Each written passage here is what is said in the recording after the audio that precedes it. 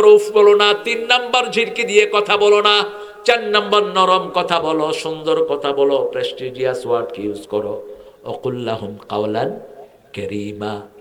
5 নম্বরে বলছেন অকফিজ লাহুমা জানাহাযুল্লি মিনার রাহমাহ, রহমতের ডানা বিছাও। রহমতের ডানা তুমি, তোমার বউ, তোমার ছেলে মেয়ে, তোমার টাকা পয়সা সব বিছিয়ে দাও। রাসূল মুআয বিন জামালকে বলছেন পরামর্শ 10টা। লা তুশরিক বিল্লাহ, আল্লাহর সাথে শিরক করবি না, নামাজ ছাড়বি না, যদি তোকে হত্যা করা হয়, কেটেও ফেলা হয়, তাও আল্লাহর সাথে শিরক করবি না। 2 নম্বর, নামাজ ছাড়বা না কোন অবস্থায়। 3 নম্বর, পিতা মাতা যদি সম্পদ থেকে বের করে দেয়, পিতা মাতার নাফরমানি করতে পারবা? পিতা মাতা যদি বলে তোমার সম্পদ ছেড়ে চলে যাও, চলে যাবা, কোনো প্রশ্ন বাক্য ব্যয় করতে পারবা? এটা রাসূল কোরআনের সাথে মিলিয়ে বলছেন সূরা বাকারা 215, মা আনফাকতুম মিন খাইরিন ফালিওয়ালিদাইন, যা খরচ করবা পিতা মাতার জন্য খরচ করো। কার কথা? আল্লাহর কথা। পিতা মাতা তোমাকে লালন পালন করতে কোনো হিসাব নেয়নি, তুমিও কোনো হিসাব নিও না। 6 নম্বরে দোয়া ছুড়ে দাও, রব্বির হামহুমা কামা রাব্বায়ানি সগীরা। পড়েন, রব্বির হামহুমা কামা রাব্বায়ানি সগীরা। আমার মা গেছে চলে, আমার বাবা গেছে চলে, দুজনারে জান্নাত দিও তোমার আরশ তলে। এক সাহাবী এসে বলছেন, হুজুর আমি স্বপ্ন দেখেছি আমার আব্বা আমার কবর অন্ধকার। রাসূল বলছেন দোয়া করো, প্রতি দোয়াতে একটা নূরের বাতি আল্লাহ জ্বালিয়ে দিবেন। ছেলে দোয়া শুরু করেছে, রাব্বির হামহুমা কামা রাব্বায়ানি সগীরা। প্রতি দোয়াতে একটা করে নূরের বাতি। কিছুদিন পরে বলছি, ইয়া রাসূলুল্লাহ এবারে দেখেছি শুধু আলোকে আলোকময় পিতামাতার কবর। দোয়া করবো তো? রবকে মানবেন তো? বিবির অধিকার দিবেন তো? রাসূল কিভাবে দিতেন দেখেন। মা আয়েশা বলছেন, ইয়া রাসূলুল্লাহ আপনার সবচেয়ে প্রিয় খাবার কি? রাসূল বলছেন সারিদ। কি খাবার? সারিদ, গোস্ত। গোস্তের ঝোলের ভিতরে রুটি টুকটাক টুকটাক ভিজিয়ে দিয়ে তারপরে খেতেন, রাহমাতাল লিল। মা আয়েশা বলতেন, আমি আর রাসূল খেতে বসেছি সারিদ, রাসূল প্রথম লোকমাটি আমার মুখে ঢুকিয়ে দিলেন। আমি যখন পানি খেলাম, মুখের ময়লা গ্লাসের গায়ে লাগলো, ওই জায়গায় মুখ লাগিয়ে পানি খেলেন, রাহমাতাল লিল। বিবির অধিকার কিভাবে দিয়েছেন? আবার মাকে নিয়ে চাঁদনি রাতে দৌড় দিয়েছেন, রাহমাতাল লিল। মা সাফিয়া বলছেন, আমি ওটে ওটা পছন্দ করতাম, তিরমিজির বর্ণনা। রাসূল এইভাবে হাত পাততেন, রাসূলের হাতের ভিতরে আমি পা রেখে ওটের উপরে উঠতাম, সেই ওটের রশি ধরে টানতেন, রাহমাতাল লিল আলামিন। আবার এই সাফিয়া বলছেন এত ভালোবাসতেন বিবিদের, কোন বিবির যখন মন খারাপ হতো, চোখে পানি আসতো, ওই পানি মাটিতে পড়ার আগেই রাসূলের হাতে পড়তো। আমাকে একদিন উম্মে সালমা বলেন, আমি ইহুদির মাইয়া। কার মাইয়া? কথা কন না কেন? আমাকে এক হুজুর বলছে আমি ইহুদি। আমাদের যেমন জাকির নায়েকের অনেক ইহুদি বলছে, বলে নাই? কথা কন না কেন? হ্যাঁ, জাকির নায়েক কি ইহুদি? ও দাওয়াতে অনেক লোক কালেমা পড়েছে, ঠিক না? বা ঠিক। আমরা কাউকে যদি পছন্দ না করি তাকে উল্টাপাল্টা বলবো কেন?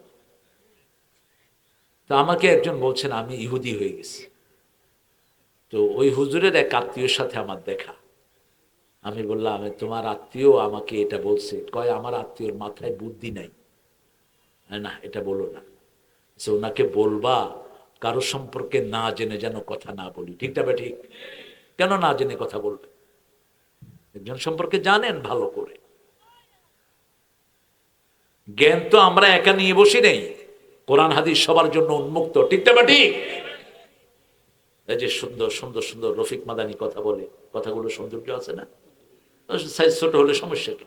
তো কোরআন হাদিসের কথাই তো বলছে। আলহামদুলিল্লাহ, আমার এক মাহফিলে গিয়েছে জামা শেরপুর, আমি তাকে একেবারে আদর করে বুকের ভিতরে নিয়ে নিয়েছি। আমরা যেন কোনোভাবে মনকে সংকীর্ণ না করি, কারণ ইসলামের দুশ্মনরা যখন আমাদেরকে টার্গেট করে, আমাদের টুপি দাঁড়ি নামাজ দেখে টার্গেট করে, ঠিক না? ঠিক। সারা দুনিয়ার মুসলমান এক গ্রুপ। কয় গ্রুপ? এক গ্রুপ। যারা বেনমাজি তারা আরেক গ্রুপ, ঠিক না? ঠিক। আমরা নামাজিদের মধ্যে কোনো ঠেলাঠেলি করব না। হয়তো আমার এক ভাই আমার চেয়ে বেশি জানে, আমি তার চেয়ে কম জানি, আমি তার থেকে এলেম নেবো, ঠিক না ঠিক? কিন্তু অন্য ভাইকে বেইজ্জতি করা জায়েজ? আপনি সব সময় আপনার ভাইকে বড় করে দিবেন, তাহলে আপনাকে বড় করে দিবেন কে? আল্লামা মামুনুল হক থাকলে আমাদেরকে অনেক নসিহা শোনাতেন, ঠিক না ঠিক? এখন এই যে হামজা 2 দিন আগে বেরোইছে, কথা বলতেছে না, অনেক সুন্দর সুন্দর কথা বলতেছে। আল্লাহ তাদের হায়াতকে দারাজ করে দেন। চিৎকার করে বলি আমিন। আমরা তাকওয়া আছে যেখানে আমরা আছি, তাআওয়ানু আলাল বিররি ওয়াত তাকওয়া, তোমরা সাহায্য করো, কার হুকুম? তাকওয়ার কাজে, আল্লাহর সাহায্যের কাজে। স্যার চলে আসছেন এত বয়সে, স্যার চলে আসছেন বানেশ্বর থেকে, এই যে স্যার চলে আসছেন, সব আমরা তাকওয়ার কারণে বন্ধু। আল্লাহ বলছেন আখিল্লাউ ইয়াউমাইদিন বা'দুহুম লিবা'দিন আদু ইল্লাল মুত্তাকুন, এই তাকওয়ার বন্ধুত্ব কিয়ামতেও আমি টিকিয়ে রাখবো। কিয়ামতে কোনো বন্ধুত্ব থাকবে না শুধু তাকওয়ার বন্ধুত্ব ছাড়া, ঠিক না ঠিক? আল্লাহ যেই দিন আপনি রুদ্রমূর্তি ধারণ করবেন, আপনার যেই দিন সবচেয়ে বেশি রাগ করবেন, আল্লাহ আদম আলাইহিস সালামের ভাষায় তার আগেও এত রাগ করবেন না, পরেও এত রাগ করবেন না। সেই দিন আমাদের সবাইকে আপনার ছায়া তলে ছায়া দিয়ে দিয়ে, আরো জোরে বলেন আমিন। ছায়া সবাই চান না বলে, জোরে বলেন আমিন, আরো জোরে আমিন। কিয়ামতের ময়দানটা কত ভয়াবহ হবে আপনারা জানেন কিছু? সূর্য আসবে মাথার উপর, রাসূল বলছেন কারো কারো ঘাম 70 গজ পর্যন্ত ছড়িয়ে পড়বে। যার গুনাহ যত বেশি তার ঘাম তত, ঘামের ভিতরে সাতটাইতে থাকবে মানুষ, হাজার হাজার কোটি মানুষ। এরপরে চিৎকার করবে মানুষ, আমাদের জন্য কেউ কিছু করেন। সবগুলো মানুষ একত্রিত হয়ে আদম আলাইহিস সালামের কাছে যাবে। বুখারীর লম্বা হাদিস বলছেন মুহাম্মদ সাল্লাল্লাহু, সর্বশেষ একজনের কাছে যাবেন, তিনি সুপারিশ করবেন। কি নাম? কি নাম? আল্লাহ 3টা কথা বলবেন, সাল তুতা, বলেন সাল তুতা, কুল ইউসমা, শাফা তুশাফা, তুমি চাও তোমাকে দেয়া হবে, সুবহানাল্লাহ।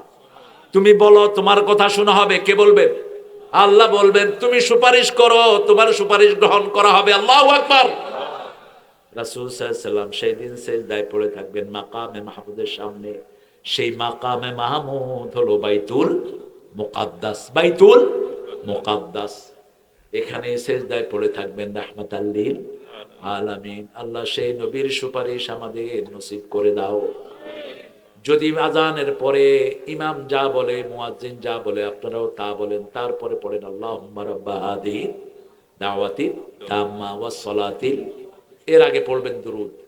ইমাম মুয়াজ্জিন যা বলে আপনারা তা বলবেন। আশহাদু আন্না মুহাম্মাদার রাসূলুল্লাহ পড়লে কি বলবেন? এই জন্য ধরছি, আশহাদু আন্না মুহাম্মাদার রাসূলুল্লাহ পড়লে আপনিও বলবেন আশহাদু আন্না মুহাম্মাদান। তারপরে আজান শেষ হলে বলবেন আল্লাহুম্মা সাল্লি আলা মুহাম্মদ। তারপরে আজানের দোয়াটা পড়বেন। রাসূল বলছেন ওয়াজাবাত লাহু শাফাআতি, তার জন্য আমার সুপারিশ ওয়াজিব হয়ে যাবে। সুবহানাল্লাহ। দুরূদ পড়বেন, কি পড়বেন? আবার সালাম দিবেন। আল্লাহ বলছেন ও নবী আপনার উম্মতকে বলেন, কেউ যদি আমাকে সালাম দেয়, কেউ যদি আপনাকে সালাম দেয়, আমি আল্লাহ তাকে সালাম দেই।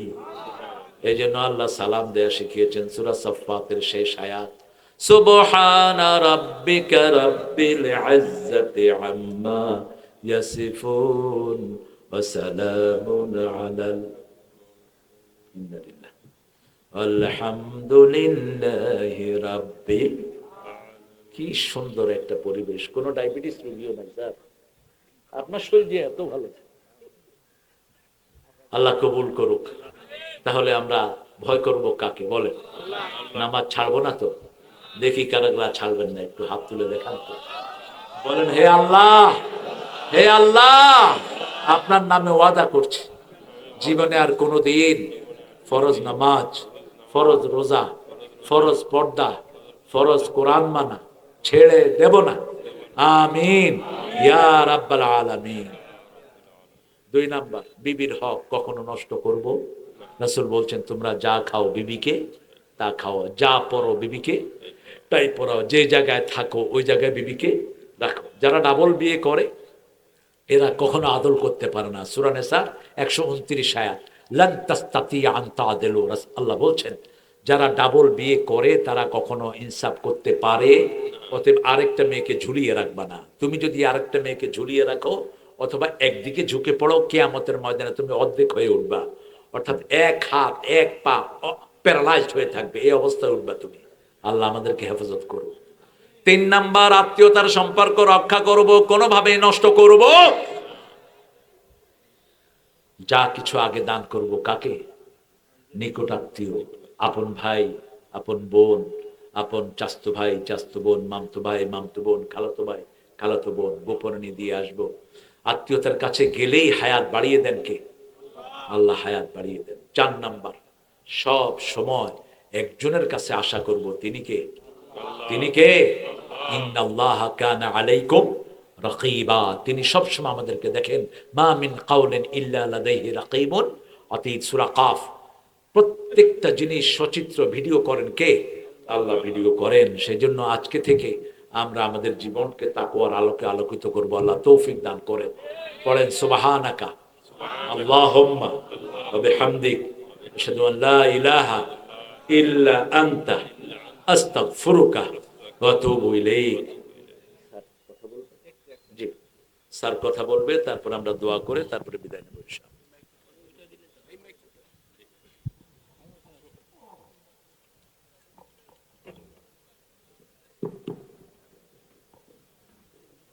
বিসমিল্লাহির রহমানির রহিম। সম্মানিত উপস্থিতি, আসসালামু আলাইকুম।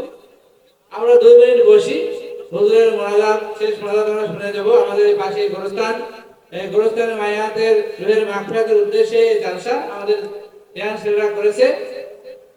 আমরা আমাদের সোনার ফসল ধান, এদেশের প্রধান ফসল উঠতেছে। আমরা দোয়া করবো আল্লাহ পাকের কাছে যেন সহি সালামতে এই আবাদ আল্লাহ পাক আমাদের উঠাবার তৌফিক দেয়। তো যাই হোক, দোয়া হবে বড়